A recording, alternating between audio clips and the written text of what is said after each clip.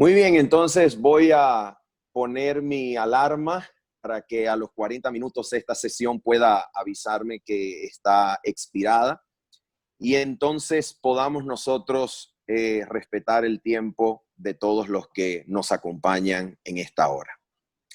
Muy bien, quiero entonces invitarles a que podamos abrir nuestras Biblias, por favor, en la epístola del apóstol Pablo a los Romanos, que ha sido nuestro libro de texto, ha sido lo que hemos estudiado durante todo este tiempo. Vamos a abrir nuevamente el libro de Romanos en el capítulo número 3 y el versículo número 21. Muy bien.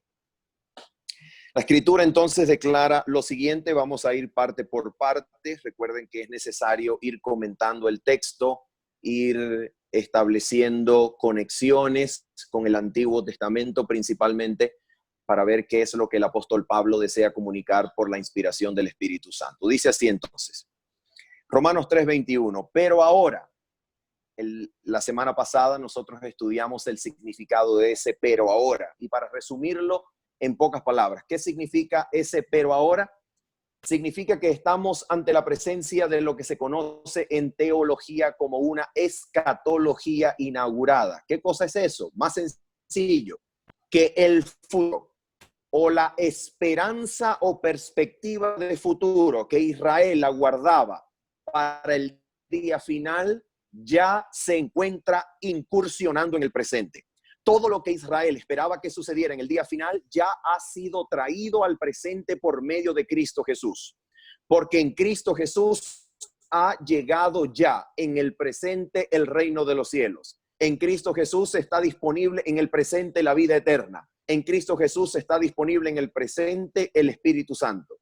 En Cristo Jesús está disponible en el presente el poder de la resurrección de los muertos. En Cristo Jesús se hace el juicio final en el presente. Pero ojo, esto no quiere decir que el juicio final sea eliminado de la escena teológica o del escenario profético. No, no, no. Lo que se dice es que la sentencia presente del juicio que se hace en el presente corresponderá perfectamente a la sentencia del juicio final. ¿Quién garantiza eso? El Espíritu Santo, porque fiel es Dios, quien va a perfeccionar la obra que comenzó en nosotros por medio de Jesucristo nuestro Señor. Así que si Dios es fiel, Dios va a corresponder la sentencia presente que se da en la justificación en Cristo en el presente con la justificación final que se hará en el juicio final, y esa sentencia corresponderán perfectamente por medio del Espíritu. Muy bien. Dijimos entonces que todo eso significaba ese pero ahora. Es la incursión en el presente de toda la esperanza que Israel aguardaba para el futuro. Vamos entonces a seguir adelante. Pero ahora, aparte de la ley, a ver, ¿qué cosa quiere decir aparte de la ley? Permítanme darles un detalle técnico, ¿ok? Para comprender correctamente este término, esta frase, aparte de la ley, que en el idioma griego es una frase que se encuentra en un caso llamado genitivo, diciéndonos que este pero ahora y aparte de la ley están perfectamente enlazados. Quiere decir que la frase aparte de la ley debe entenderse en un sentido temporal. Primeramente, en un sentido temporal. ¿Qué quiere decir entender la frase aparte de la ley en un sentido temporal? Atención con lo que quiere decir. Quiere decir que la ley, habiendo llegado Cristo, ya ha cumplido temporalmente el propósito para el cual fue dada. A ver, Gálatas capítulo 3, ¿qué nos dice en relación con la función temporal de la ley, de la Torá? Gálatas capítulo 3 y Gálatas capítulo 4 nos dicen que la Torá, la ley de la cual Pablo tiene en mente, la ley del Antiguo Testamento, el Antiguo Testamento en su totalidad, la Torá, la Biblia hebrea, tenía una función temporal. ¿Cuál era la función temporal de la Torá? La función temporal de la Torá, de acuerdo con Gálatas capítulo 3 y Gálatas capítulo 4, era proteger, guardar, separar del mundo a Israel para que a manera de pedagogo, en griego se diría un paidagogos, a manera de un paidagogos, que sería como un mentor, un siervo esclavo que era contratado por el padre de familia con la intención de educar al niño hasta que el niño alcanzara su etapa de madurez. Entonces noten esto, la Torá fue una herramienta temporal que debía cuidar, debía guardar, debía orientar, debía proteger a Israel y separarlo del mundo mientras Israel alcanzaba la madurez del tiempo. ¿Y cuál fue la madurez de Israel? La madurez de Israel llegó cuando, de acuerdo con Gálatas capítulo 4, versículo 4, el tiempo se cumplió. ¿Y quién nació en la tierra? Cuando Cristo nació y el tiempo se cumplió y Cristo nació en Belén, Israel había llegado a su etapa madura. Y ya Israel no sería guardado por la Torá, sino que sería entregado a su heredero, a Cristo Jesús. Así que la Torá tuvo una función temporal. A ver, ¿cómo podemos resumir la función temporal de la Torá? Atención con estas palabras porque son demasiado importantes para nuestro estudio. La Torá tenía una función temporal de separar, escuchen bien, separar a Israel de las naciones. ¿Cómo sabemos eso? Por Gálatas capítulo 3 y Gálatas capítulo 4. A ver, si la función temporal de Israel era separar a las naciones, de acuerdo con la misma ley, ¿hasta cuándo duraría esa temporalidad, esa función temporal de la Torá? Hasta el momento en que Cristo llegara. Ahora, nota esto. Cuando Cristo llegó entonces, cuando Cristo llegó a la tierra, entonces la justicia de Dios se revela no solamente para Israel, sino que se revela para todas las naciones. Vean, por favor, lo que dice Romanos capítulo 4. Vamos a abrir la Biblia en Romanos capítulo 4 para que ustedes vean la razón por la cual la justicia de Dios se va a revelar, de acuerdo con Romanos capítulo 3, la justicia de Dios se va a revelar aparte de la ley. ¿Por qué razón la justicia de Dios se va a revelar aparte de la ley? Por la siguiente razón. Romanos capítulo 4 nos lo aclara. Vamos a leer, por favor, Romanos capítulo número 4, versículo número 14 desde el versículo número 13 hasta el versículo número 16. ¿Por qué razón la justicia de Dios sería revelada aparte de la ley? Por la razón que nos da Romanos capítulo número 4, versículos 13 al 16. Leamos juntos, por favor. Dice la escritura así. La promesa de que sería heredero del mundo fue dada a Abraham. Noten que Dios le prometió a Abraham que sería heredero ¿de qué? Del mundo. Muy bien, dice así. La promesa que sería heredero del mundo fue dada a Abraham o a su descendencia, no por la ley, sino ¿por qué? Por la justicia de la fe. Sigue diciendo el texto. Porque si los que son de la ley, escucha por favor esta frase adjetiva, los que son de la ley. A ver, les hago una pregunta. ¿A quién designa esta frase adjetivada? A los judíos. Los que son de la ley designa a los judíos. La frase adjetivada se va a convertir también en Romanos capítulo 3 en la frase los de la circuncisión. ¿Quiénes son los de la circuncisión? Los judíos. ¿Quiénes son los de la ley? Los judíos. Entonces nota, leamos. Versículo 14. Porque si los que son de la ley son los herederos, vana resulta la fe y anulada la promesa. Versículo número 15. La ley produce ira, pero donde no hay ley tampoco hay transgresión. No nos vamos a complicar con ese texto porque a Pablo le va a llevar todo el capítulo 5 para explicar lo que consiste ese texto. Así que no nos vamos a complicar por ahora en ese versículo. Vamos a leer el versículo 16 que continúa el pensamiento del 14 y 13. Dice así. Por eso, versículo 16, por eso la promesa es fe. Una pregunta, ¿qué promesa?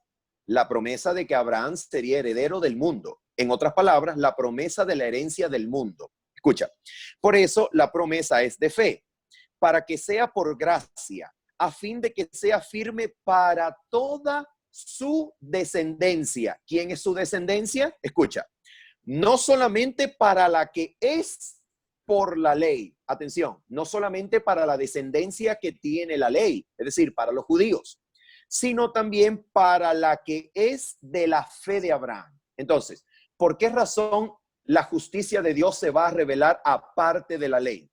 Para que la promesa que Dios le dio a Abraham de que sería heredero del mundo alcance no solamente a los que tienen la ley, a los judíos, sino que alcance también ¿a quién? A todas las naciones. La pregunta es, si la promesa alcanza a todas las naciones, porque es gracias a la fe, gracias a la promesa y no gracias a la ley. Si la promesa alcanza a todas las naciones, quiero hacerles una pregunta.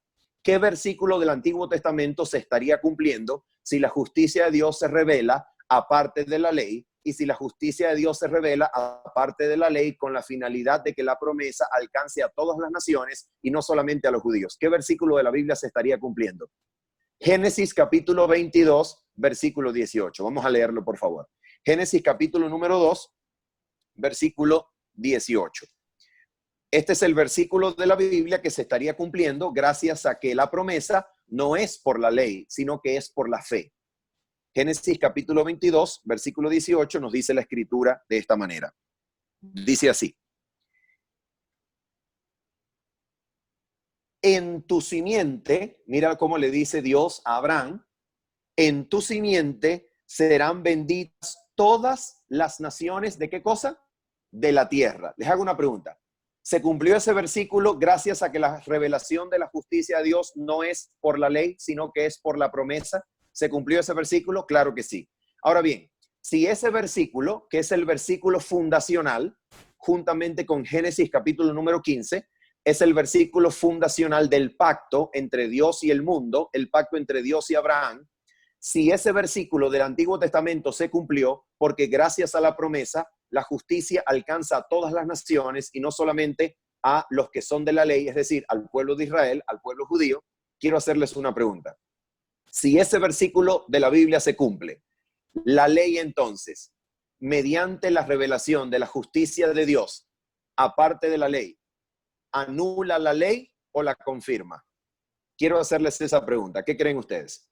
¿Será que si ese versículo se cumple, Génesis capítulo 22, versículo 18, y la justicia alcanza a todas las naciones, ¿será que entonces la ley se anula o se confirma gracias a la revelación de la justicia de Dios aparte de la ley? La ley se confirma y esa es la conclusión a la que llega Pablo en Romanos capítulo 3, versículo 31. Vamos a leerla, por favor.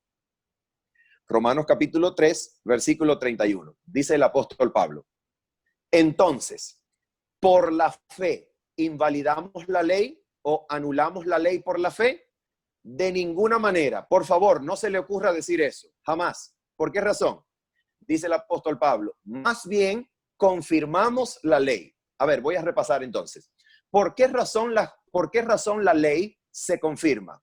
Bueno, porque si usted recuerda que la ley no solamente son los 10 mandamientos, sino que la ley es toda la Torá, la ley es todo el Antiguo Testamento, y la ley incluye Génesis y específicamente incluye el capítulo 15 y el capítulo 22. Entonces, cuando la justicia se revela aparte de la ley está siendo confirmada, porque la ley ya anunciaba en Génesis capítulo 15 y en Génesis capítulo 22 de que el pacto de Dios con Abraham era un pacto con el propósito de bendecir no solamente a Israel, sino a todas las naciones. Así que cuando Cristo revela su justicia, aparte de la ley se está confirmando. Por esa razón, Romanos capítulo 3, versículo 21 declara lo siguiente.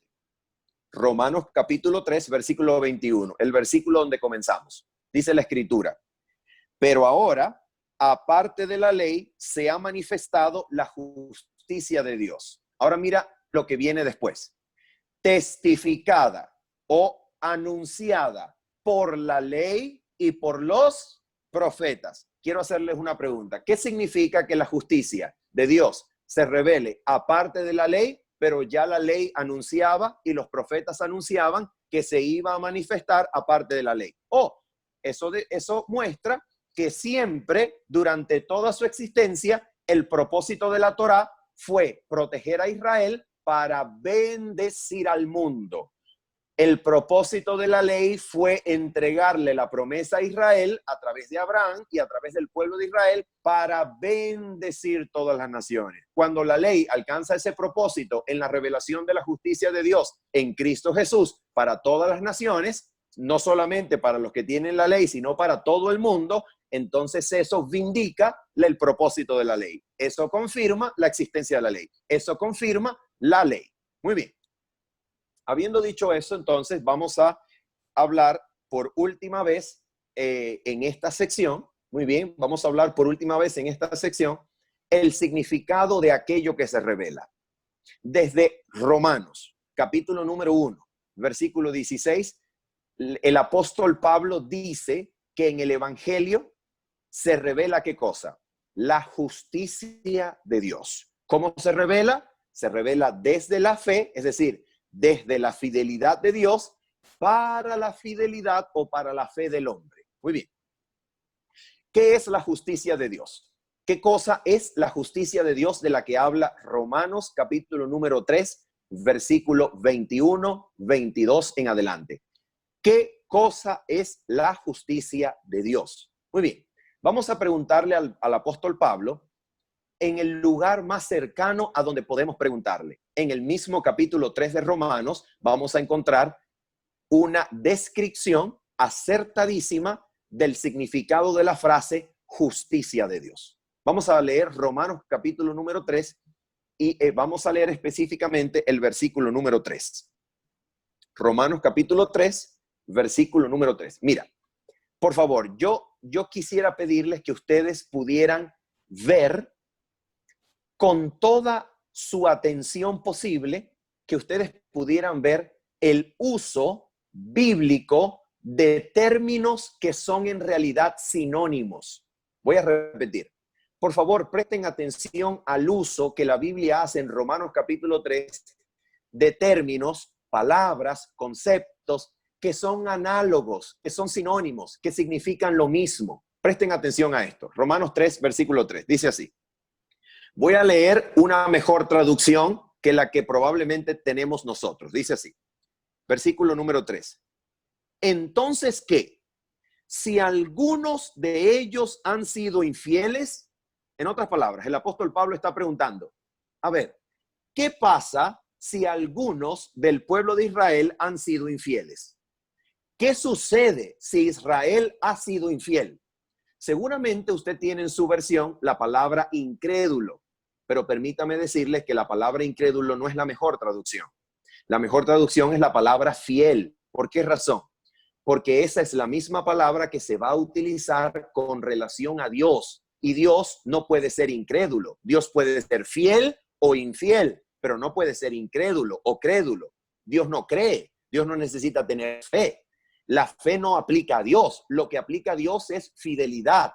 Solamente que en el griego, la palabra pistis, que traduce fe al castellano, la palabra pistis es la misma palabra que significa tanto fe como fidelidad. Pero adivinen qué, en el idioma griego y en el idioma hebreo, la fe y la fidelidad no son dos cosas distintas. Son cosas que pertenecen al mismo ámbito. Ahora mira lo que dice aquí. Leemos entonces. ¿Qué sucedería si algunos de ellos han sido infieles? ¿Qué sucede si algunos de ellos han sido infieles? Ahora mira la segunda pregunta, por favor. La segunda pregunta dice así. ¿Acaso su infidelidad habrá hecho nula la fidelidad de Dios? ¿Están ustedes escuchando esa pregunta? En otras palabras, si el plan de Dios de usar a Israel para que Israel bendijera las naciones del mundo ha fallado, si Israel ha fallado en el cumplimiento de ese plan y por tanto Israel ha sido infiel, la pregunta es, ¿será que Dios también será infiel si Israel fue infiel? No, jamás. Dice el apóstol Pablo, Dios no puede ser infiel. Si nosotros fuéramos infieles, Él permanece fiel, pues Él no puede negarse a sí mismo. Dios no puede ser infiel. Dios siempre es fiel y todas sus promesas son sí y en Él son amén. La pregunta es, ¿el versículo está hablando de qué? ¿De la fe o de la fidelidad de Dios? Está hablando de la fidelidad de Dios. Ahora mira esto. Mira lo que sigue diciendo. Versículo 4. De ninguna manera. Antes bien, sea Dios veraz y todo hombre mentiroso, como está escrito, para que seas justificado en tus palabras y venzas cuando seas juzgado. Quiero hacerle una pregunta. ¿Quién está siendo enjuiciado en ese juicio? De Romanos capítulo 3, versículo 4. ¿Quién está siendo llevado a juicio? ¿El hombre, Israel o Dios? ¿Quién está siendo enjuiciado? Dios. Dios está siendo enjuiciado en ese versículo. Ahora mira lo que dice esto. Versículo número 5. Recuerde que el versículo está hablando de la fidelidad de Dios. Y esa fidelidad se mostrará en el día en que Dios revele su juicio, en el día en que Dios también sea juzgado. Escucha esto, versículo número 5.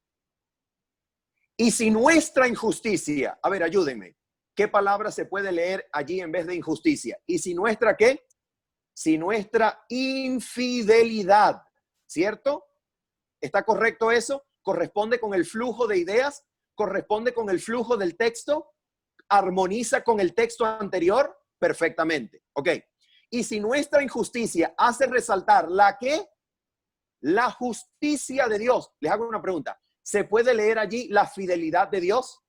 Ah, claro, por supuesto. Y ahora mira cómo le llaman a la fidelidad allí. Sigue diciendo.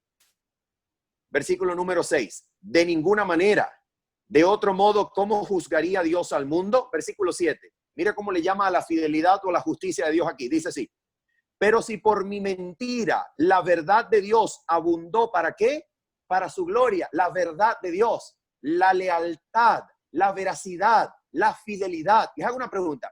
¿Dónde ustedes han escuchado anteriormente los términos veraz, fidelidad y amén? ¿Dónde aparecen esos términos? ¿Dónde aparece? Apocalipsis capítulo 3, versículo 14.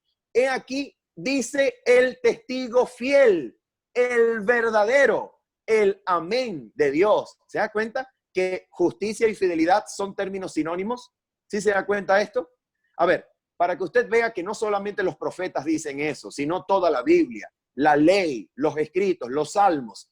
Abran su Biblia, por favor, dejando un dedo en Romanos 3:21 y abran su Biblia, por favor, en Salmo capítulo número 40, o mejor dicho, el Salmo número 40. Salmo número 40. Vamos a leer, por favor, ese salmo, un momentito. Y lea, por favor, conmigo el versículo número 10. Salmo número 40, versículo número 10. Mira lo que dice esto. ¿Recuerdan ustedes cuando hablamos del paralelo sinónimo? Que dice lo mismo, pero con palabras diferentes, pero es la misma idea. Mira lo que dice aquí. Salmo número 40, versículo 10. Mira lo que dice. No encubrí tu justicia dentro de mi corazón. He publicado tu fidelidad y tu salvación. No oculté tu misericordia y tu verdad en la gran congregación. ¿Se parecen esos términos? ¿Son sinónimos? ¿Dicen lo mismo? Claro, son sinónimos, amigos. Son lo mismo. Los términos justicia, fidelidad, verdad de Dios, misericordia de Dios, lealtad de Dios, fidelidad a su promesa, lealtad a su palabra, lealtad a su pacto, su bondad, son los mismos. Es lo mismo. Mira lo que dice ahora esto para comprobarte una vez más. A ver, una preguntita. Por favor, acompáñenme con sus ojos a Romanos capítulo 3, versículos 9, 10, 19 y 20. Romanos 3, versículos 9, 10, 19 y 20. Acompáñenme con sus ojos. ¿Qué pues? ¿Somos nosotros mejores que ellos? De ninguna manera, pues hemos demostrado que todos, tanto judíos como gentiles, están bajo pecado, como está escrito, no hay justo ni aún uno. Versículo 19. Pero sabemos que todo lo que la ley dice, lo dice a los que están bajo la ley, para que toda boca se cierre y todo el mundo quede bajo el juicio de Dios. Porque por las obras de la ley ningún ser humano será justificado delante de él, ya que por medio de la ley es el conocimiento del pecado. A ver, ahora leamos el 21.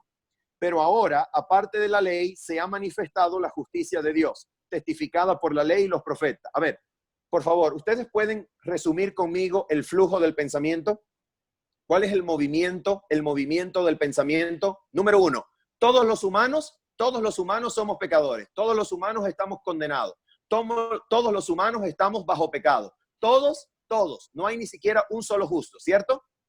Ok, ahora mira, el otro flujo de pensamiento, el otro pensamiento inmediatamente después de este es, pero ahora se ha manifestado ¿qué cosa? La justicia de Dios, ¿cierto?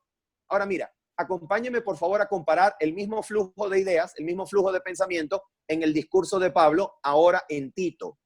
Tito, deja un dedo en Romanos capítulo 3 y acompáñeme a Tito capítulo número 3. Tito capítulo número 3. para que te des cuenta el mismo flujo de pensamiento, ¿sabes? La misma idea. Mira cómo dice ahora. Tito capítulo número 3. Vamos a leer en el versículo número 3. ¿Ok? Mira lo que dice. Tito capítulo 3, versículo 3. Dice así. Nosotros también éramos en otro tiempo insensatos, rebeldes, extraviados, esclavos de placeres y deleites diversos, viviendo en malicia y envidia, odiados y odiándonos unos a otros. Les hago una pregunta. ¿Se parece eso al flujo de pensamiento de Romanos 3, versículo 9, versículo 10, versículo 19 y 20? ¿Se parece eso?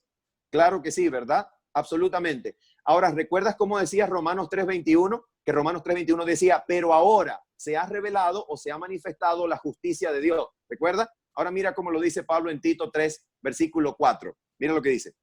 Pero, cuando se manifestó el mismo verbo de Romanos 3:21, pero cuando se manifestó, ¿qué cosa? ¿La justicia de Dios? No. ¿Cómo lo llama?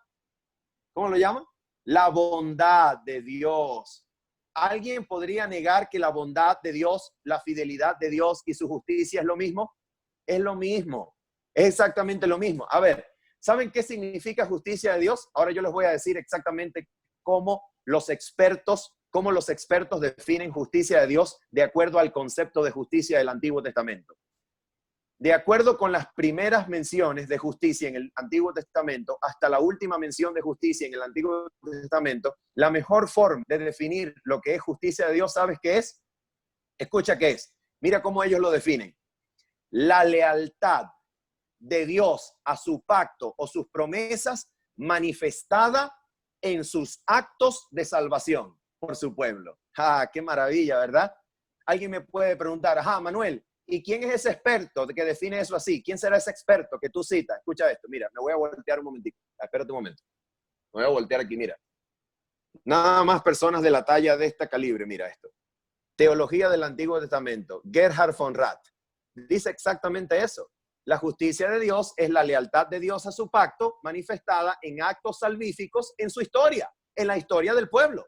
Eso es la justicia de Dios. Ahora bien, ¿será que entonces la frase justicia de Dios y poder de Dios serán sinónimos? ¿Justicia de Dios y poder de Dios para salvar serán sinónimos? Claro que sí. Y eso es exactamente lo que encontramos en Romanos capítulo 1, versículo 16 al 17. Acompáñenme a leerlo, por favor. Romanos capítulo 1, versículo 16 al 17. ¿Qué cosa es la justicia de Dios? Mira lo que dice Romanos 1, versículo 16 y 17. Dice así. No me avergüenzo del evangelio, porque el evangelio es poder de Dios para salvación. ¿Recuerda cómo definen los expertos lo que es la justicia de Dios en el Antiguo Testamento? La lealtad de Dios a su pacto, a sus promesas, manifestados en los actos de salvación por su pueblo en la historia. Ahora mira cómo lo dice Pablo. No me avergüenzo del evangelio, porque el evangelio es el poder de Dios para salvación a todo aquel que cree. ¿Por qué? Versículo 17. Porque en el evangelio la justicia de Dios se revela por fe y para fe. ¿Será que la justicia de Dios aquí es lo mismo a poder de Dios para salvación? Es exactamente lo mismo, amigos. Es exactamente lo mismo. A ver, ¿queda alguna duda de que la justicia de Dios significa esto? A ver, escucha esto. A ver, Manuel, quiero hacerte una pregunta, Manuel. ¿Por qué tú eres tan, pero tan insistente en que entendamos la justicia de Dios como su fidelidad, como su lealtad, como su poder para salvar en armonía con su pacto y en los actos de la historia? ¿Por qué razón tú eres tan insistente en que entendamos la justicia de Dios como el poder de Dios para salvar manifestado en la historia? ¿Por qué razón, Manuel? ¿Saben por qué Manuel es tan insistente en esto? Porque, escucha esto, porque desde el inicio de la teología occidental, desde el momento en la historia en que se inicia la teología de Occidente, ¿sabes tú cómo define Agustín de Hipona, que es el teólogo que le da la estructura por excelencia a la teología católica, le da la estructura a toda la teología medieval y le da la estructura y los huesos, la carne, el cuerpo a toda la teología occidental a partir de allí? ¿Sabes cómo define Agustín la justicia de Dios de la que hablas, Romanos? Agustín la define como una justicia que no es activa, es decir, no es la justicia de Dios, sino es una justicia con la cual Él puede hacer justo al que cree. Ahora la pregunta es, ¿de dónde sacó Agustín eso? A mí me encantaría saberlo. Quizá en el cielo se lo vaya a preguntar. La primera pregunta que le voy a hacer a Agustín es, si lo veo allá, le voy a decir, Agustín, ¿de dónde sacaste que la justicia de la que hablas Romanos no es la justicia de Dios, sino que es una justicia con la cual Dios puede hacer justo al que cree? ¿De dónde sacaste eso? A ver, ustedes me preguntarán, wow, Manuel, ¿y por qué eso es tan importante? ¿Por qué es tan importante eso, Manuel? A ver, ¿de dónde creen ustedes que saca la teología protestante el concepto de la justicia imputata en latín? Justitia imputata. ¿De dónde lo saca? De Agustín. ¿De dónde lo saca Lutero? De Agustín. ¿De dónde saca la teología reformada la idea de justicia imputada, con la cual la justicia solamente es por una fe que cree, no es fiel, no es necesario que sea fiel, sencillamente una fe que cree, una aseveración intelectual que logra que Dios nos dé la justicia de Cristo a nosotros? ¿De dónde saca la teología reformada eso? Señoras y señores, lo saca de Agustín, no de la Biblia. Y usted me dirá, Manuel, ¿y por qué es tan importante eso? Señores y señores, porque esto tira por el piso toda la plataforma de la teología protestante. Manuel, ¿y por qué es tan importante eso? Señoras y señores, porque eso nos deja a los adventistas del séptimo día con la increíble, importante misión de hablar de una justicia que no solamente es imputada, una justicia que glorifica el carácter de Dios en el gran conflicto de los siglos. Oh, ¿sí se da cuenta que es importante? Por esa razón Manuel es tan insistente en este punto. Ok, sigamos adelante. Alguien podría preguntarme allí, a ver, quizá esto se le ocurra a alguno. A ver, Manuel, una pregunta para Manuel. ¿La iglesia adventista es protestante? Uy, qué pregunta, ¿verdad? ¿La iglesia adventista es una iglesia protestante? Uy, qué pregunta, ¿verdad? De eso depende toda la vida. Escucha bien lo que yo te voy a decir. La iglesia adventista, usted puede leer en donde quiera que usted quiera que la iglesia adventista es una iglesia protestante, pero la iglesia adventista en la Biblia no aparece como una iglesia protestante, aparece como el remanente de Dios, el remanente de la mujer que guarda los mandamientos y tiene la fe de Jesús. Esa es la iglesia adventista. Muy bien, seguimos adelante. Esa es una perla, aunque no le llamamos perla, es una perlita. Escuche. Muy bien, seguimos adelante entonces. Romanos capítulo 3, versículo 21. Ajá, ¿la justicia de Dios qué es? ¿A quién buscamos para que nos defina la justicia de Dios? ¿Nos define ¿buscamos a Agustín? No, no busquemos a Agustín. ¿Buscamos a quién? ¿A Lutero? No, no busquemos a Lutero. ¿Buscamos a quién? ¿A Calvino? No, no busquemos a Calvino. Busquemos a la Biblia. Y ya la Biblia define la justicia de Dios como la fidelidad de Dios, la lealtad de Dios para obrar actos salvíficos, actos de salvación en la historia de su pueblo. Lo que hoy estamos hablando es que en un punto de la historia, en un momento de la historia, Dios manifestó el poder para salvar por encima de cualquier otro momento. ¿Cuál es ese momento? Ya lo vamos a descubrir. Sigamos leyendo. Romanos capítulo 3, versículo 22. Dice así, ¿qué es lo que se manifestó? La justicia de Dios revelada o anunciada ya por los profetas y por la ley. ¿Cuál es esa justicia? Atención con esto. Mira lo que dice aquí. La justicia de Dios por medio, seguramente usted tiene lo siguiente. Voy a traducir de acuerdo a lo que usted quizá pueda tener en su Biblia. Dice así, la justicia de Dios por medio de la fe en Jesucristo. ¿Tiene así la Biblia? ¿Usted lee así? Bueno, permítame decirle que eso no es lo que el griego dice. El griego nunca ha dicho eso. El griego dice así, la justicia de Dios por medio de la fe de Jesucristo. La pregunta es, ¿será que la Biblia aquí está hablando de que Jesucristo tuvo fe y manifestó la fe en su Padre, en su vida? Probablemente, pero no es el punto principal. El punto principal no es ese. El punto principal es que Jesucristo es la manifestación, la evidencia, la revelación, la demostración, la carta sobre la mesa que evidencia, ¿qué cosa? La justicia de Dios. Así que de manera correcta podemos traducir, en vez de fe, la fe de Jesús, podemos traducir como el griego probablemente lo quiso transmitir. Y con toda seguridad así lo quiso el hebreo. Dice así, la justicia de Dios por medio de la fidelidad de Jesucristo. Usted me dirá, Manuel, ¿De verdad tú crees que la Biblia esté hablando allí de la fidelidad de Jesucristo? Absolutamente. ¿Cómo sabes eso? Porque Gálatas capítulo 2, versículo 16, 17, dice exactamente lo mismo. La fe de Jesucristo. Ahora usted me dirá, Manuel, ¿y cómo mostramos eso? ¿Será casualidad que Gálatas capítulo 2, versículo 20, será casualidad que Gálatas capítulo 2, versículo 20 termine diciendo, con Cristo estoy juntamente crucificado y ya no vivo yo, sino que lo que vivo ahora lo vivo en la fe ¿de quién? ¿En la qué? En la fidelidad del Hijo de Dios, quien me amó y se entregó a sí mismo por mí. Exactamente eso es lo que dice el texto. Exactamente eso. Ahora mira esto. Sigamos leyendo. Dice así. La justicia de Dios por medio de la fidelidad de Jesús.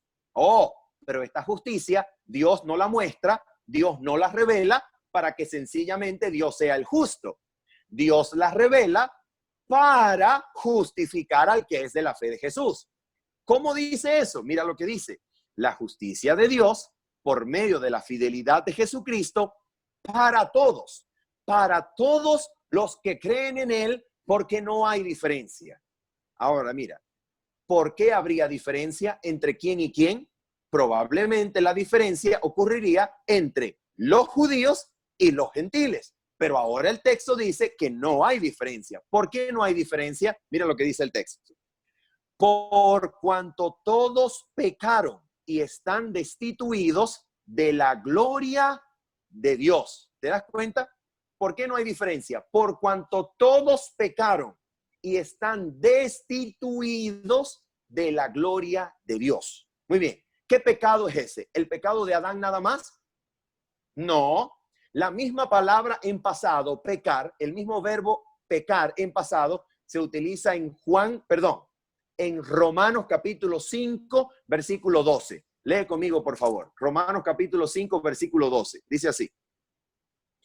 Por tanto, como el pecado entró en el mundo por un hombre y por el pecado la muerte, así la muerte pasó a todos los hombres por cuanto todos pecaron. Aquí no dice que los hombres pecaron existiendo en Adán, aunque no existían, aunque usted y yo no existíamos, estábamos en Adán y con Adán adquirimos la culpa y con Adán adquirimos pecado y con Adán adquirimos condenación. Eso no lo enseña la Biblia. La Biblia habla de un acto puntual en el cual usted y yo pecamos, cometimos pecado y cuando pecamos nos convertimos en condenados y la culpa ya no es de Adán, es mía porque yo fui el que pequé. ¿Ok? Ahora mira esto. Versículo número 24. Mira lo que dice acá. Dice así. ¿Recuerdas? A ver, voy a hacer una pausa. ¿Recuerdas que hasta el momento las dos veces que Romanos ha utilizado el verbo justificar, ¿recuerdas en qué tiempo aparecen esos verbos? Aparecen en tiempo futuro. ¿Dónde aparecen? Romanos capítulo 2, versículo 13, verbo futuro, ¿ok? Porque no son los oidores de la ley los justos ante Dios, sino los hacedores de la ley, los que serán, futuro, serán justificados, y aparece en Romanos capítulo 3, versículo 20, ¿ok? Porque por las obras de la ley ninguna carne será justificada, porque por medio de la ley es el conocimiento del pecado. Los dos verbos justificar aparecen en futuro. Pero ahora, recuerda que, pero ahora es el comienzo de Romanos capítulo 3, versículo 21. Pero ahora lo que se esperaba para el futuro va a ocurrir en el presente. ¿Y cuál es el presente de la justificación? ¿Cuál es el presente del juicio final? ¿Cuál es el presente de la sentencia del juicio final del último día? ¿Cuál es ese presente? Aquí está el presente. Versículo número 4. Ahora el versículo 24 contiene la primera mención del verbo justificar, ya no en futuro. Ahora aparece en presente. Y escuchen qué presente aparece. Aparece en un presente conocido en griego como un presente participio del verbo. ¿Qué quiere decir un presente participio del verbo? Ese presente participio indica que el presente es una acción siempre continua en el presente. ¿Ok? Mira lo que dice, versículo 24. Y son justificados gratuitamente por su gracia mediante la redención que es en Cristo Jesús. Ok, voy a parar aquí. Voy a parar aquí y voy a concluir nuestro estudio con esto. Voy a concluir nuestro estudio aquí, en Romanos capítulo 3, versículo 24. Aquí lo voy a parar, pero no lo voy a dejar en Romanos 3, 24 quedándonos con este versículo, sino que este versículo de Romanos 3, 24 lo vamos a utilizar para interpretar lo que el apóstol nos quiere decir cuando nos dijo, ok, ya sonó mi alarma, así que ya pasaron 40 minutos, pero ahora vamos a concluir, ok. Escucha esto. Cuando Pablo dice que somos justificados gratuitamente por su gracia, mediante la redención que es, ¿qué dice más? ¿Qué dice de más? Mediante la redención que es en Cristo Jesús. Lo voy a repetir. Mediante la redención que es en Cristo Jesús. A ver, Manuel, ¿por qué es tan importante saber que la redención y la justificación ocurre en Cristo Jesús? Muy bien, rápidamente, por favor, rápidamente. Vamos a abrir la Biblia volando en Hechos capítulo 13, versículo 39. Hechos capítulo 13, versículo 39. Rapidísimo. Hechos capítulo 13, versículo 39. A ver, ¿por qué estoy citando Hechos capítulo 13, versículo 39? Porque es la primera vez que aparecerá el verbo justificar fuera de los evangelios. ¿Ok? Hechos capítulo 13, versículo 39. Y de acuerdo con Lucas, el escritor de Hechos, ¿quién está utilizando el verbo justificar aquí en Hechos 13, 39? Lo está utilizando nada más y nada menos el apóstol Pablo en su primera predicación a una sinagoga judía en Antioquía de Siria. ¿Ok? Miren lo que dice aquí. Hechos capítulo 13, versículo 39. Dice así. Dice así. Y que todo aquello de que no pudisteis ser justificados por la ley de Moisés, en él es justificado todo aquel que cree. ¿En quién? ¿En quién es justificado todo aquel que cree? ¿En quién? En él. ¿Quién es él? En Cristo Jesús. Escucha esto. De acuerdo con la Biblia, esta es la primera vez que Pablo en su historia utiliza la palabra justificar y dice que nosotros somos justificados en Cristo Jesús. Ok, rápido. Gálatas capítulo número 3. Gálatas capítulo número 3. Perdón, Gálatas capítulo número 2. Gálatas capítulo número 2. Versículo número 15 al 17. Gálatas capítulo número 2, versículo 15 al 17. Manuel, ¿por qué vamos a leer Gálatas? Porque es el primer documento escrito por Pablo, probablemente. Algunos podrían decir que el primer documento escrito por Pablo es Primera de Tesalonicenses, algunos, pero probablemente, de acuerdo al recuento histórico que Pablo hace en Gálatas capítulo 1 y 2, probablemente Gálatas es el primer documento escrito por Pablo. Ahora mira lo que Pablo dice, en que probablemente es la primera vez que Pablo pone por escrito su doctrina de la justificación. Mira lo que dice Pablo. Gálatas capítulo 2, versículo 15 al 17. Nosotros, judíos de nacimiento y no pecadores de entre los gentiles, sabiendo que el hombre no es justificado por las obras de la ley, sino por la fe de Jesucristo. Escucha, por la fidelidad de Jesucristo. ¿Te das cuenta? Por la fidelidad de Jesucristo, nosotros también hemos creído en Jesucristo para ser justificados por la fe o por la fidelidad de Cristo, y no por obras de la ley, por cuanto por las obras de la ley nadie será justificado. Versículo 17, atención con este versículo. Ahora bien, si buscando ser justificados en Cristo, buscando ser justificados en Cristo, ¿ok? Rapidito. Romanos capítulo 8. Romanos capítulo 8. Romanos capítulo 8, versículo 1. Romanos capítulo 8, versículo 1. Romanos capítulo 8, versículo 1. A ver, ¿quién fue la preciosura? ¿Quién fue la preciosura de personaje histórico que dijo que la justificación es exactamente lo opuesto a la condenación? La mensajera del Señor, Elena de White. Elena de White dice que la justificación es exactamente lo contrario a la condenación. Mira lo que dice aquí. Romanos capítulo 8, versículo 1. Dice así. Ahora pues, ninguna condenación hay para los que están ¿en quién?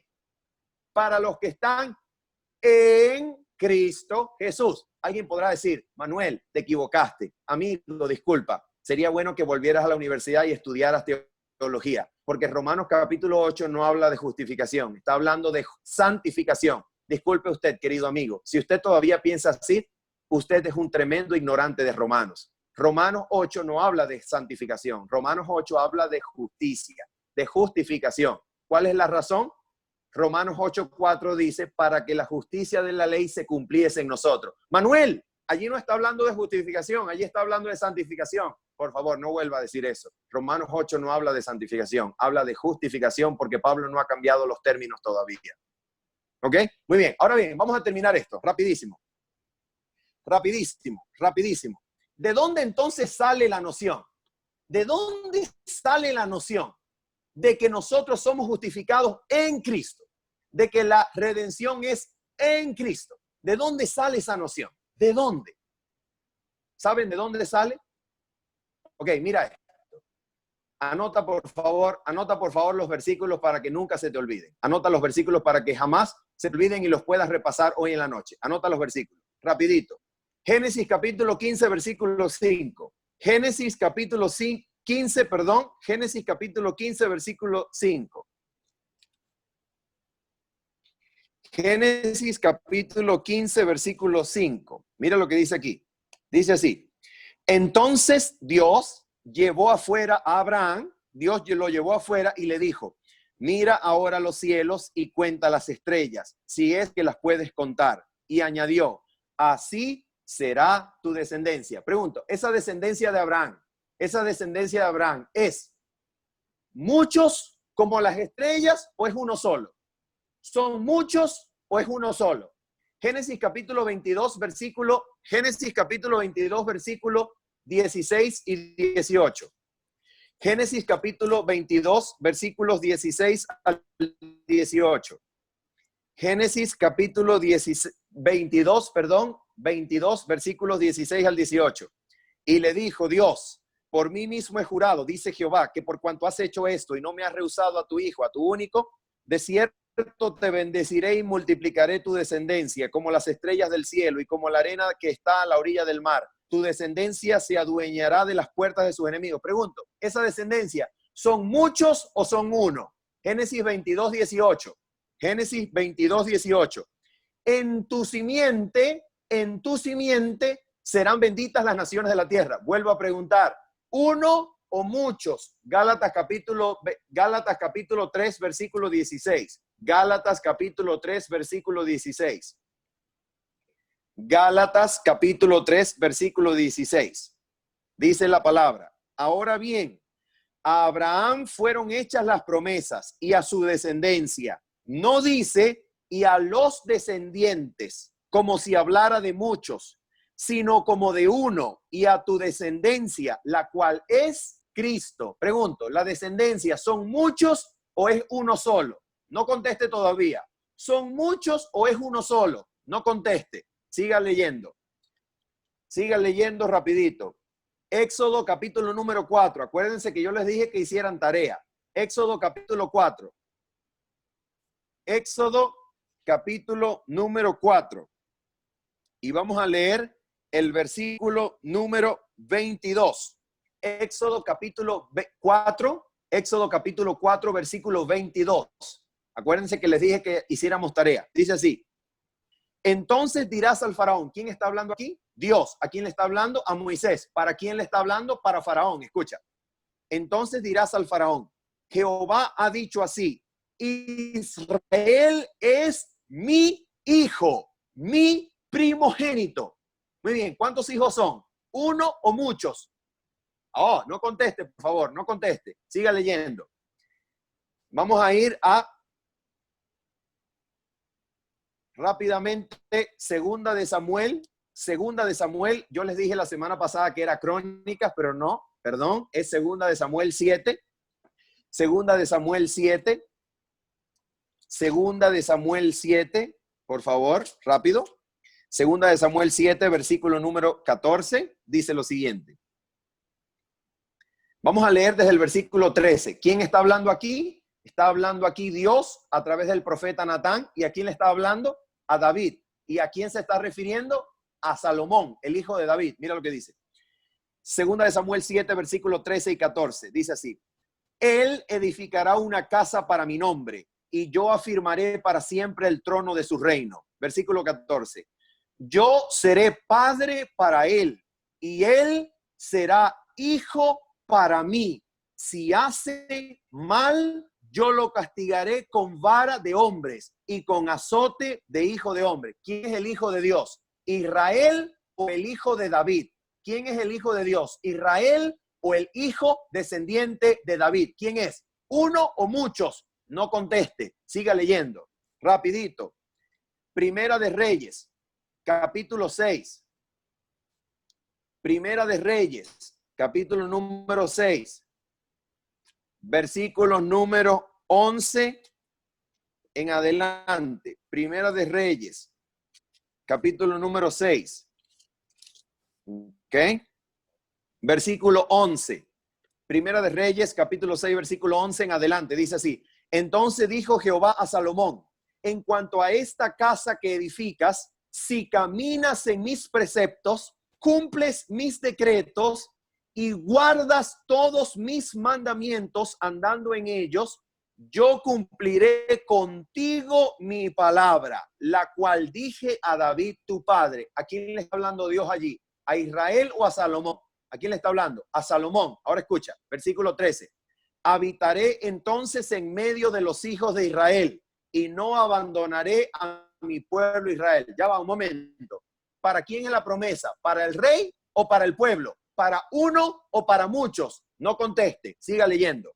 Daniel capítulo 7. Daniel capítulo 7. Daniel capítulo 7, versículos 12 y 13. Vamos a leerlo. Muy bien. Daniel capítulo 7, versículo 12 y 13 dice así. Vamos a leer, perdón, desde el versículo 11. Daniel capítulo 7, versículo 11. Dice así. ¿Lo tenemos? Dice el profeta. Yo entonces miraba a causa del sonido de las grandes insolencias que hablaba el cuerno, y mientras miraba mataron a la bestia, y su cuerpo fue destrozado y entregado para quemarlo en el fuego. También a las otras bestias les habían quitado su dominio, pero les habían sido prolongada la vida hasta cierto tiempo. Versículo 13. Miraba yo en la visión de la noche y vi que con las nubes del cielo venía uno semejante a un hijo de hombre. Vino hasta el anciano de días y lo hicieron acercarse delante de él. Y le fue, ¿a quién le fue dado? A uno, a ese uno, al hijo del hombre. Le fue dado dominio, gloria y reino, para que todos los pueblos, naciones y lenguas le sirvieran. Su dominio es dominio eterno que nunca pasará y su reino es uno que nunca será destruido. Daniel capítulo número 7, versículo número 26 y 27.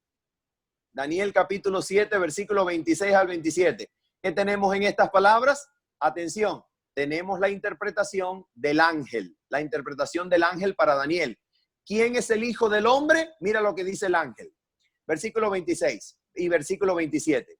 Pero se sentará el juez y le quitarán su dominio. ¿A quién le quitarán el dominio? A la bestia, para que sea destruido y arruinado hasta el fin. Versículo 27. Y que el reino, el dominio y la majestad de los cielos, debajo de todo el cielo, sean dados ¿a quién? ¿Al Hijo del Hombre? No, al pueblo de los santos del Altísimo, cuyo reino es reino eterno y todos los dominios lo servirán y lo obedecerán. Pregunto, ¿a quién van a servir? ¿A quién le va a ser entregado el reino? ¿Al Hijo del Hombre o al pueblo de los santos del Altísimo? ¿A uno o a muchos? No conteste, no conteste.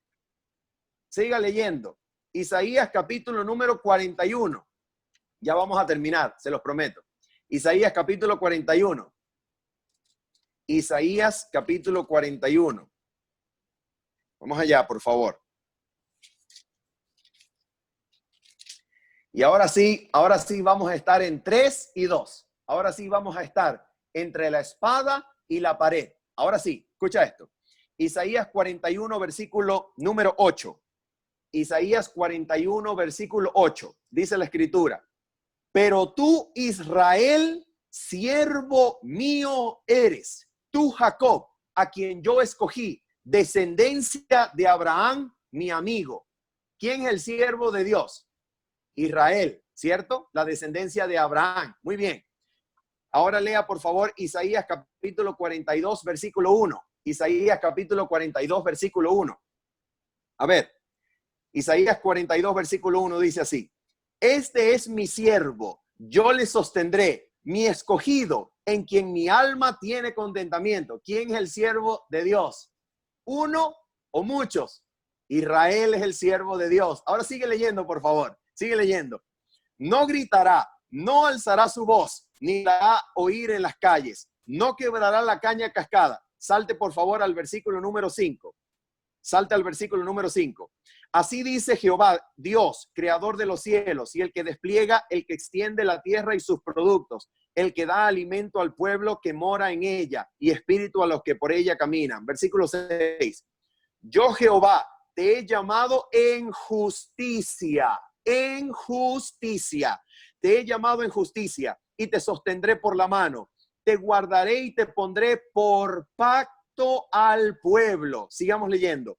Por luz a las naciones, para que abras los ojos de los ciegos, para que saques de la cárcel a los presos y de las casas de prisión a los que moran en tinieblas. Le hago una preguntita. ¿De quién se dijo ese texto en los evangelios? De Jesucristo. Pero una pregunta, ¿quién es el siervo? ¿Israel o Jesús? Escucha, no responda, sigue leyendo. Sigue leyendo, por favor. Sigue leyendo rapidito. Isaías capítulo 49. Isaías capítulo 49. Versículo, Isaías capítulo número 49, versículo número 3. Dice así, Isaías 49, versículo 3. Me dijo, mi siervo eres, Israel, porque en ti me gloriaré. Oh, ¿quién es el siervo? ¿Quién es el siervo? ¿Israel o uno? ¿O el Mesías? Escuche, no responda. Por favor, no responda. Isaías capítulo 52. Sigamos leyendo. Isaías capítulo 52, versículo 13. Isaías capítulo 52, versículo 13. Ahora sí, entre la espada y la pared. Ay, ay, ay. Ay, ay, ay. Escucha. Isaías 52, versículo 13. He aquí que mi siervo será prosperado, será engrandecido y exaltado, será puesto muy en alto. Pregunto, ¿de quién está hablando aquí? De Israel, su siervo. Ahora mira lo que dice. Ay, ay, ay. Ahora sí se pone bueno. Versículo 53. Perdón, capítulo 53. ¿Quién ha creído a nuestro anuncio y sobre quién se ha manifestado el brazo de Jehová? Subirá cual renuevo delante de él, como raíz de tierra seca. No hay hermosura en él, ni esplendor le veremos, mas sin atractivo alguno para que lo apreciemos. Despreciado y desechado entre los hombres, varón de dolores, experimentado en quebranto. Les hago una pregunta.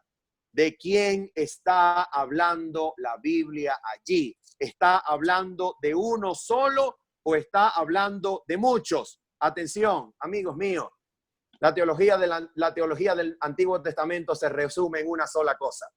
Toda la teología del Antiguo Testamento se resume en una sola cosa. Escuchen esto.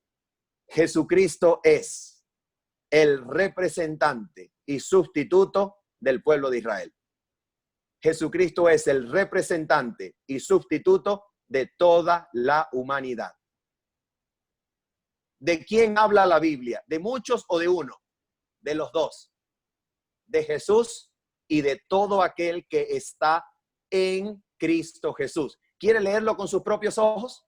¿Le gustaría leerlo con sus propios ojos? Le voy a compartir mi pantalla y con esto terminamos. Le voy a compartir mi pantalla y con esto terminamos. Por favor, miren esto. No me abandonen. Lea mi pantalla, por favor. Le voy a compartir mi pantalla. Por favor, no me abandonen. Escucha esto.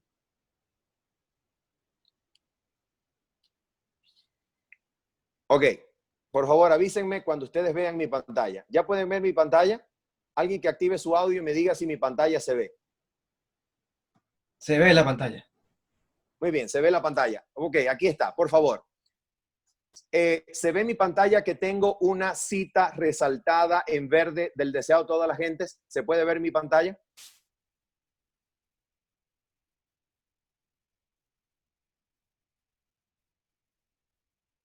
Pregunto, ¿se puede ver mi pantalla? Sí. Ok, muy bien, vamos a leer juntos. Vamos a leer juntos. Ok, vamos a leer juntos. A ver, este capítulo se llama El bautismo. Es el capítulo número 11, es el capítulo número 10 en inglés y es el capítulo número 11 en el deseado de todas las gentes en español. Ok, mira lo que dice. Está hablando del bautismo de Jesús. Y ahora escucha esto, mira esto. Por favor, frótate conmigo las manos, que es demasiado bueno. Aquí viene una bomba, la perla de gran precio. Aquí viene para ti. Escucha esto, mira esto. Y las palabras dichas a Jesús a orillas del Jordán: este es mi hijo amado, en el cual tengo contentamiento. Les hago una preguntita, paréntesis. ¿Dónde aparece eso en la Biblia? Isaías capítulo 42, ¿ok? Ahora escucha. Y las palabras dichas a Jesús a orillas del Jordán: este es mi hijo amado, en el cual tengo contentamiento, abarcan a toda la humanidad. ¡Ay, gloria a Dios! Bendito sea el Rey. Ahora mira lo que dice. No obstante, todos nuestros pecados y debilidades no somos desechados como inútiles.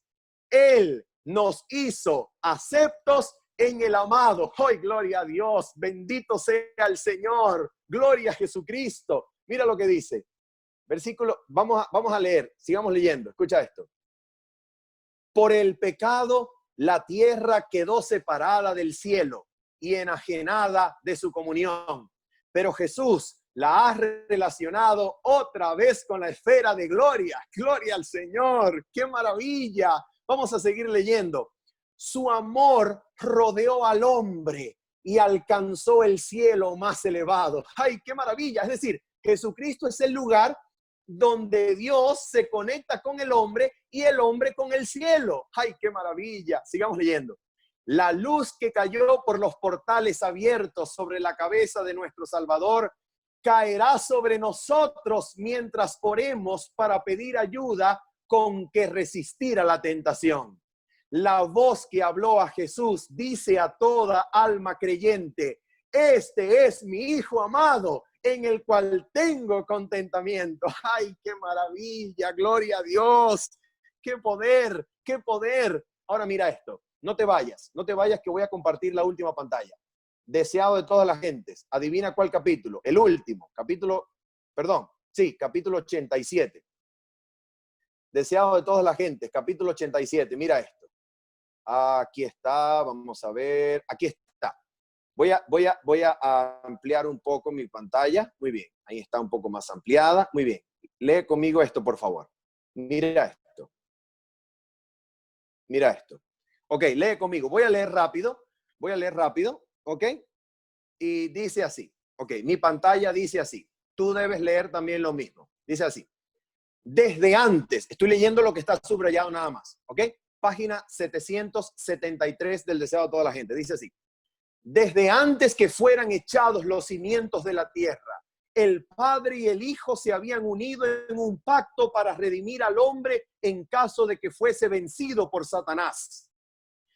Habían unido sus manos en un solemne compromiso de que Cristo sería fiador, sería garante de la especie humana. Cristo había cumplido este compromiso cuando sobre la cruz exclamó: consumado es. Se dirigió al Padre. El pacto había sido llevado plenamente a cabo. ¿Qué cosa? El pacto. ¿De dónde está ese pacto? ¿A quién le hizo ese pacto Dios? A Adán. ¿Y a quién más? A Abraham. Sí, Señor, por supuesto. Es el pacto de Dios con Abraham. Es el pacto de Dios con Adán, con toda la raza humana. En tu simiente serán benditas las naciones de la tierra. Mira cómo sigue diciendo. Dice así. Ahora declara. Mira lo que declara Cristo. Padre, consumado es. He hecho tu voluntad, oh Dios mío. He completado la obra de la redención. Romanos capítulo 3, versículo 24. Redención. Escucha esto. Si tu justicia está satisfecha, aquellos que me has dado, quiero que donde yo estoy, ellos estén también conmigo. Y ahora sí, prepárate porque viene la bomba nuclear. Escucha esto. Se oye entonces la voz de Dios proclamando que la justicia está satisfecha. Satanás está vencido. Los hijos de Cristo que trabajan y luchan en la tierra son aceptos en el amado. Gloria a Dios. Efesios capítulo 1, versículo 6. Ahora dice así: delante de los ángeles celestiales y los representantes de los mundos que no cayeron, son declarados justificados. Donde Él esté, allí estará su iglesia. La misericordia y la verdad se encontraron, la justicia y la paz se besaron. Los brazos del Padre rodean a su Hijo y se da la orden: adórenlo todos los ángeles de Dios. ¡Qué maravilla! ¡Qué maravilla! Por favor, usted se dio cuenta lo que eso significa. Usted se dio cuenta lo que eso significa. Por favor, y otra vez más, por favor.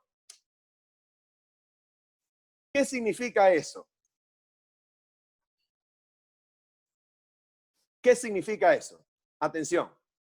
¿Me pueden ver? ¿Me pueden escuchar? Ok, escucha esto. ¿Qué significa eso? Significa, señoras y señores, significa que cuando Cristo Jesús murió en la cruz del Calvario y resucitó al tercer día, usted y yo estábamos realmente muriendo y resucitando. ¿Dice eso la Biblia? Claro que lo dice. Efesios capítulo número 2, versículo número 4 en adelante. Con Cristo Jesús hemos sido juntamente resucitados. Y no solamente resucitados. Por favor, búsquelo, que con eso vamos a terminar. Efesios capítulo número 2. Efesios capítulo número 2. Por favor, terminemos con eso. Efesios capítulo número 2, versículo número 4.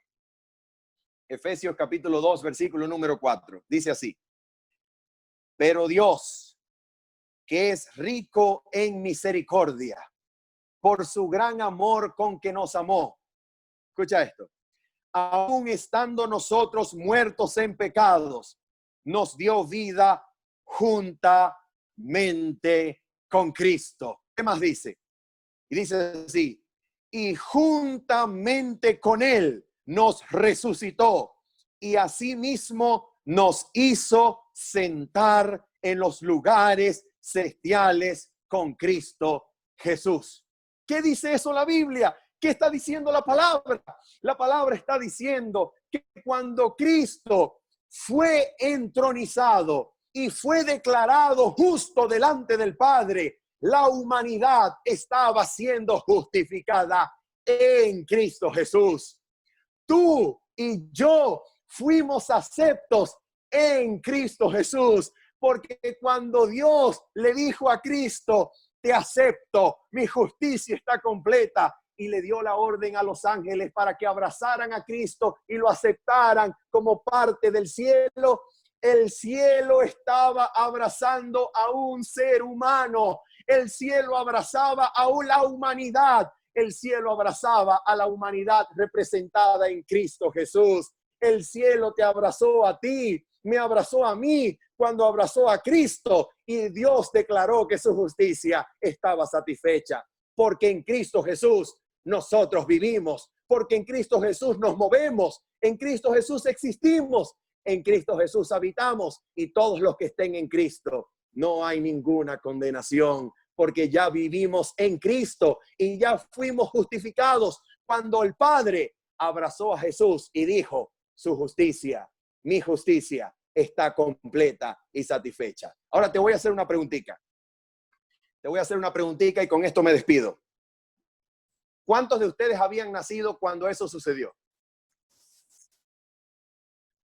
¿Cuántos de ustedes habían nacido cuando Jesucristo fue entronizado en el trono celestial? ¿Cuántos de ustedes habían nacido cuando el Padre declaró a Cristo justificado y toda la humanidad fue declarada justa? ¿Cuántos de ustedes y yo habíamos nacido? Ninguno. Y entonces, Manuel, ¿cómo es eso? ¿Cómo es eso? ¡Oh, qué maravilla! Sucede que cuando tú y yo creemos en Cristo, adivina lo que hace Dios. Cuando tú y yo creemos en Cristo, mira lo que hace Dios. Estos somos nosotros. Estos somos nosotros. Cuando tú y yo creemos en Cristo, Dios hace así, mira, ¿ves? Dios nos incorpora a Cristo Jesús. Nos esconde en Cristo. Y ahora tú y yo no vivimos solos, vivimos en Cristo Jesús. Tú y yo estamos en Cristo Jesús. ¿Te acuerdas cuando Dios se le apareció a Pablo? Cuando Cristo se le apareció a Pablo, cuando Pablo iba persiguiendo a los cristianos hasta Damasco, ¿te acuerdas? ¿Qué le dijo Cristo a Pablo? Pablo, Pablo, Saulo, Saulo. Y se lo dijo, me encanta, se lo dijo en voz hebrea. Le dijo, Shaul, Shaul, en voz hebrea. Le dijo, ¿por qué me persigues? Ay, ya va, ya va. ¿A quién estaba persiguiendo Pablo? ¿Estaba persiguiendo a los cristianos o estaba persiguiendo a Cristo? ¿Estaba persiguiendo a uno o estaba persiguiendo a muchos? A los dos. A los dos.